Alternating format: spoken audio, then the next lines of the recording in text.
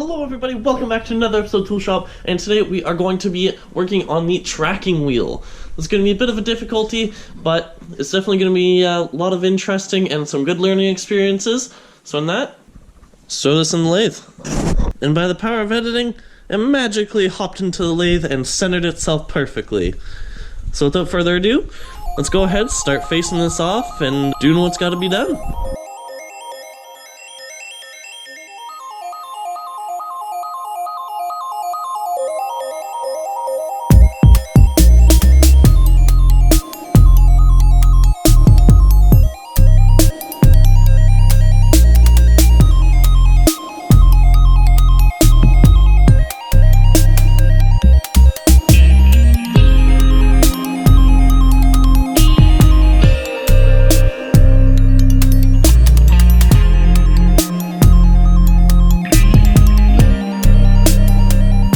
So I got the first side of this done, and I just went ahead and flipped it around. I'm going to face it down and then start boring out the inside.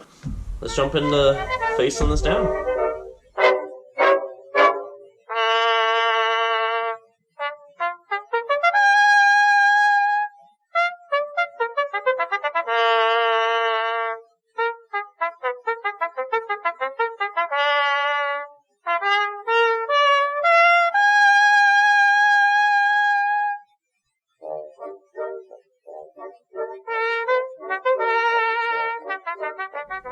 Alright, so I got the second hole, so this is now drilled and bored and everything, so the inside of this wheel is done. The front, this bearing slips in, but hits a spot where I left the smaller dimension, meaning that I can actually press it in, and that side's now pressed in, which I think's pretty cool.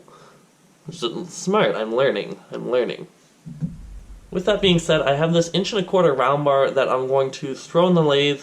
I'm going to leave it set up. I'm going to machine it down to 1 inch exactly.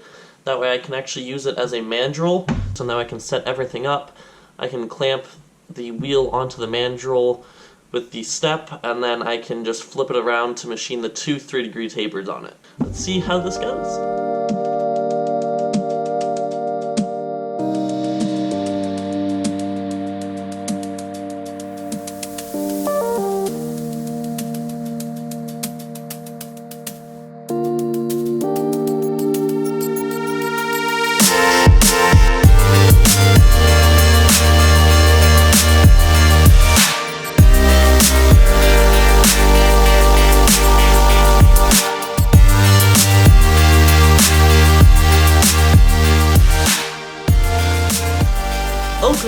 Dokily, bokies. I got the spindle made up now, so there's a little bit of clearance that I filed down, and it has a very nice fit. There's no wiggle room at all.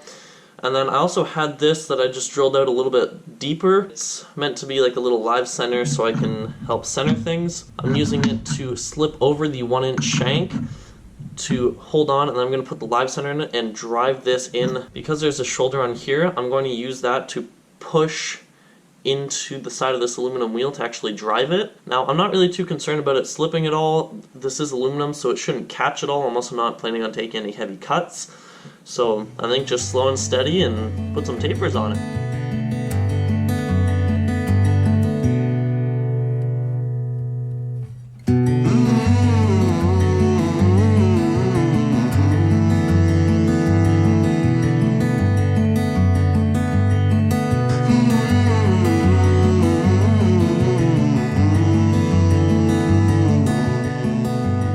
And voila! The two tapers are now put onto it.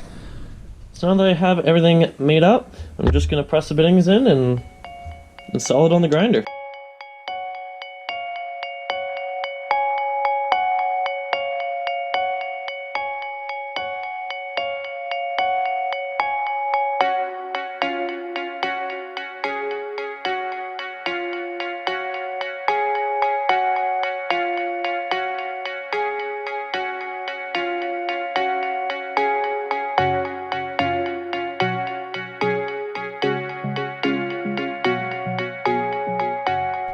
So just remembered, before I actually start setting up anything like that, I do need to add in the spring. Let's bring the machine over to the welder and throw on some welds.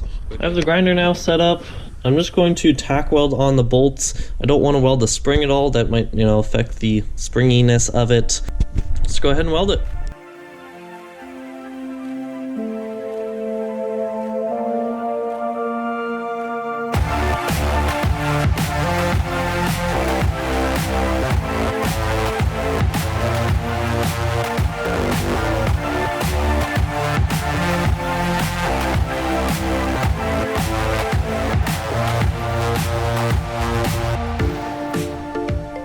The grinder is done!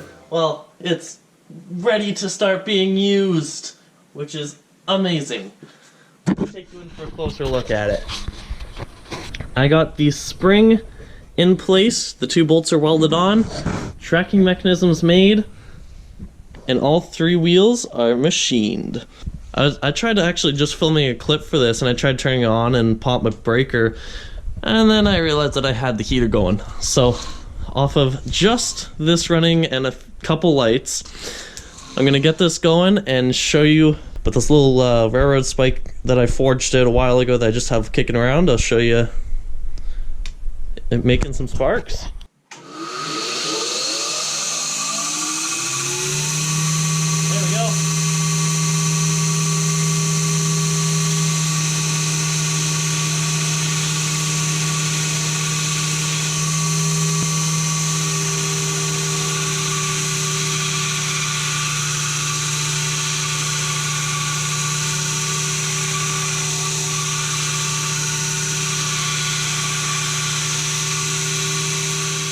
This thing is just insane for hogging away material. Like, even with the super dull belt that I have on right now, this thing's like working amazing. If you liked the video, make sure to give it a big thumbs up, comment what you thought down below, and if you're new to the channel, make sure to subscribe down below, hitting that red button with the bell notification. Thank you for watching, we'll see you tomorrow.